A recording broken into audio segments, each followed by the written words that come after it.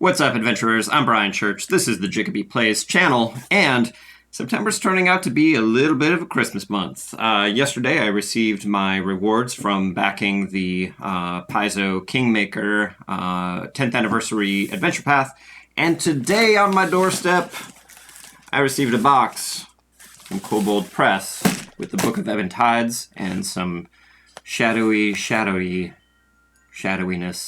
in the upside-downy doodly-doo. So, I'm going to pop this open. Come along with me. Let's get rolling.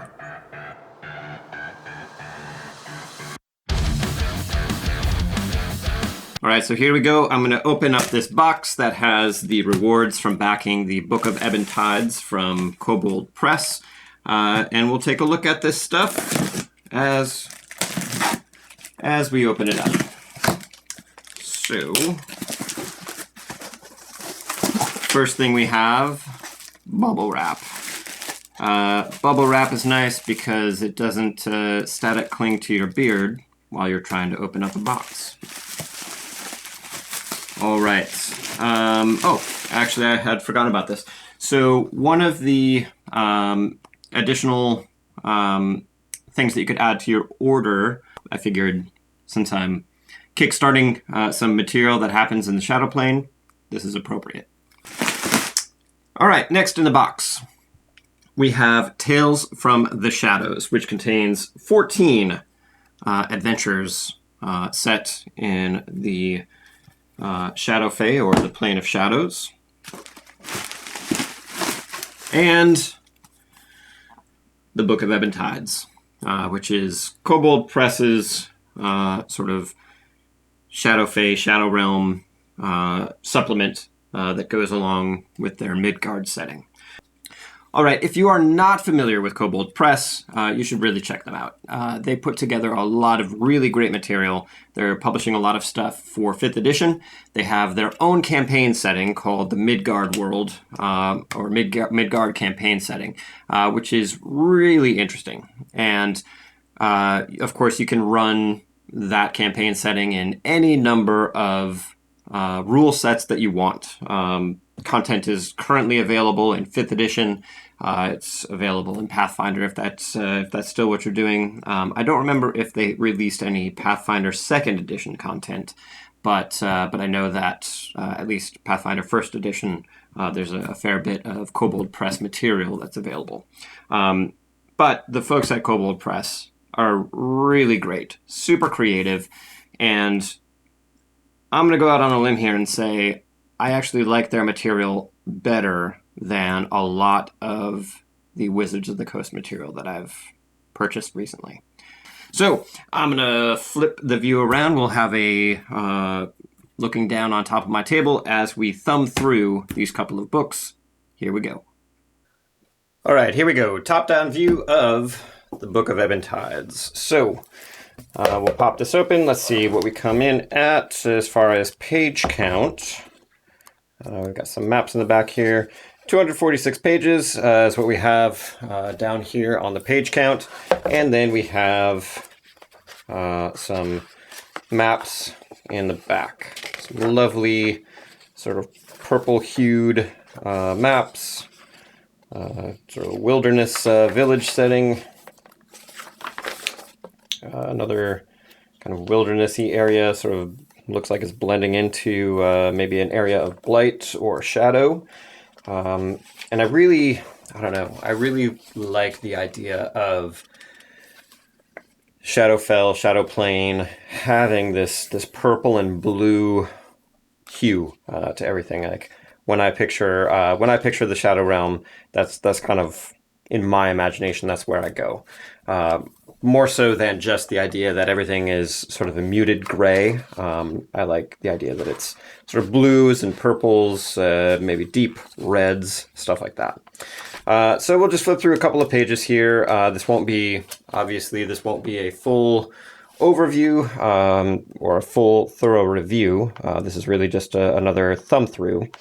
So in here we've got Elements of Shadow, probably talking about Kobold Press, sort of where they go with their depiction of the Shadow Realm. which is pretty interesting. And I won't get too much into that because I'm still fairly new to the Midgard setting. I don't want to misrepresent anything, but, well, we'll get to that in some other video. One of the fun things about this book, bear folk are one of the key new races. Darakul, Shadow Fey. So we've got a bunch of new races in here. Sable elves, shadow goblins, umbral humans, changelings, stuff like that. So lots of little rodent people. I love that idea. Yeah. I don't know. I'm super excited about this. So I think I mentioned earlier in my review of the Kingmaker campaign setting unboxing that I did, I think I mentioned that I'm planning to start at some point a Mythdraenor type of campaign, and I want it to have a strong tie with the Shadow Realm and stuff like that. And if I stick with the idea of the if I stick with the idea of running it in Forgotten Realms, then obviously the Shadowvar feature heavily into that and are in an adjacent area of Anarok, which was formerly Netheril, stuff like that. But that's a different thing. Let's continue on this path. I'm starting to chase some squirrels. So that's kind of a fun little image of a creepy crawly dude down here. Darakul from one of the kingdoms in the Shadow Realms. Oh man, this is great. I'm super excited about this. Kobold Press, like I said, they are really fantastic, and just like flipping through here and seeing some of the interesting ideas, just reading kind of headlines and little pieces of text as I thumb through here, it's super interesting.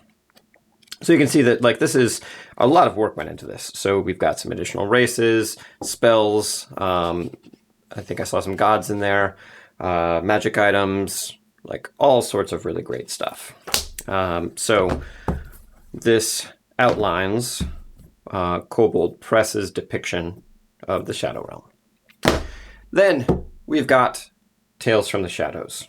So I'll flip through this, and I've kickstarted. I also kickstarted another of Kobold Press's, two other Kobold Press sets like this.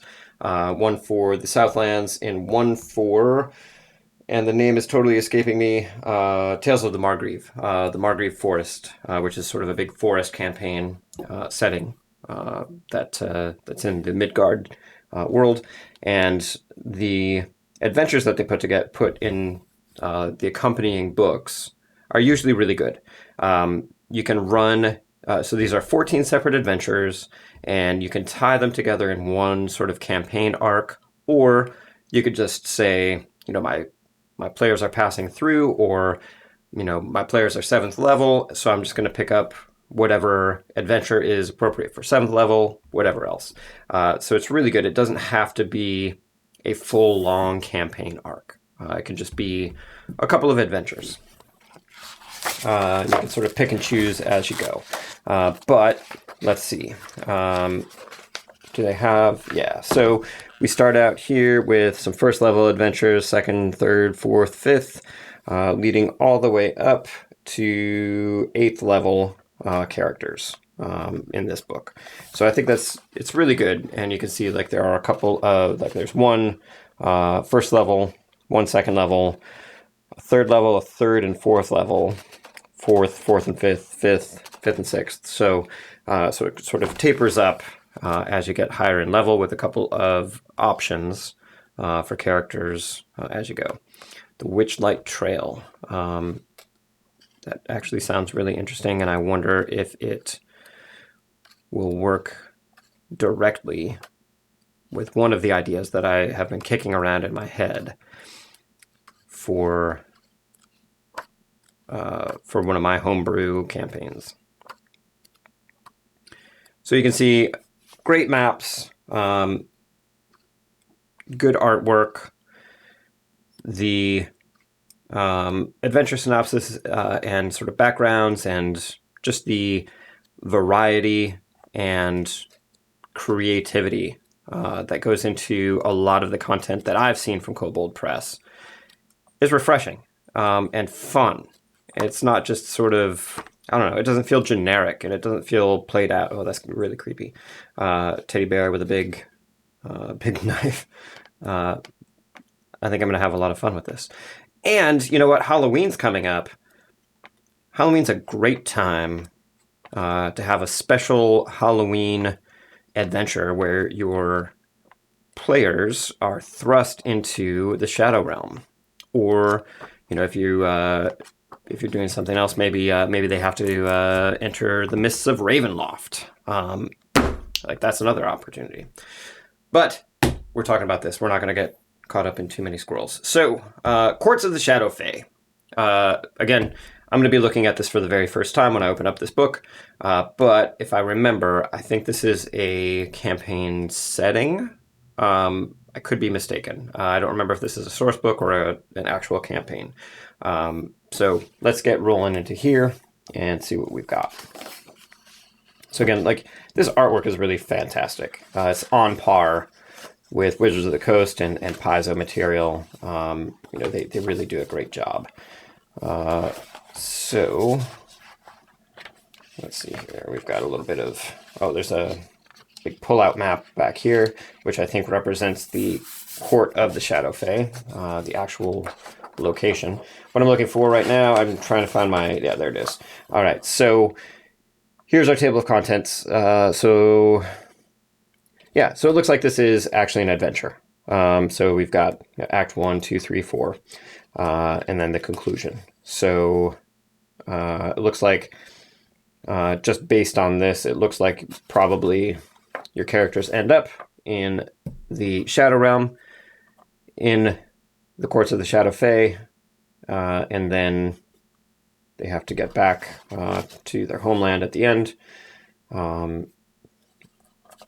Adventure summaries in here. I could probably read through that, but I won't. I'm just going to quickly flip through here just to kind of get a sense of what's in this book. Like this is a great Freya, Owl's daughter. I love the name Freya. Let's see. Some more maps you can see. Some more really great artwork. And I love when source books have good artwork that really give players and dungeon masters a good solid vision to work off of, like this cloak with smoke coming out of it, empty cloak, like that. Just this image kind of helps the dungeon master describe things and add some flavor to things. Hang on. So yeah, flipping through here, fantastic artwork. Looks like lots of tieflings. Oh, mechanical bird, that's cool. Succubus maybe back there. Some more sort of maps of the area. Yeah, so lots of great stuff in this set. I'm really happy about what I'm seeing here, and yeah, sort of a big map, the Court of the Shadow Fey, the actual location. So that is, here we go. Yeah, it's a planar adventure for 7th to 10th level characters. Okay, so this basically, your characters have to be sufficient level to get started in this. Yeah, so that's what came in the box. I'm gonna flip back around and we'll close things out. All right, so that's my unboxing and brief flip through of the content that came in the Book of Ebon Tides Kickstarter that I backed from Kobold Press. If you have any questions about this content, leave it in the comments below, and I will prioritize a response to that in upcoming videos. I'll put those those things ahead of any of the ideas that I've mapped out for content that I think I'd like to create. Again, if you're not familiar with Kobold Press, I highly recommend you go check them out because the content that they create is really fantastic. I can't recommend them highly enough. I started picking up a couple of the Kobold Press books, some of the like various books of spells and things like that they have, and then based on that, it kind of snowballed, and now I'm really excited about the Midgard campaign setting because I think it's really a great deal of fun. So, I have to stop babbling. I better start reading. Roll well, friends, and I'll see you soon.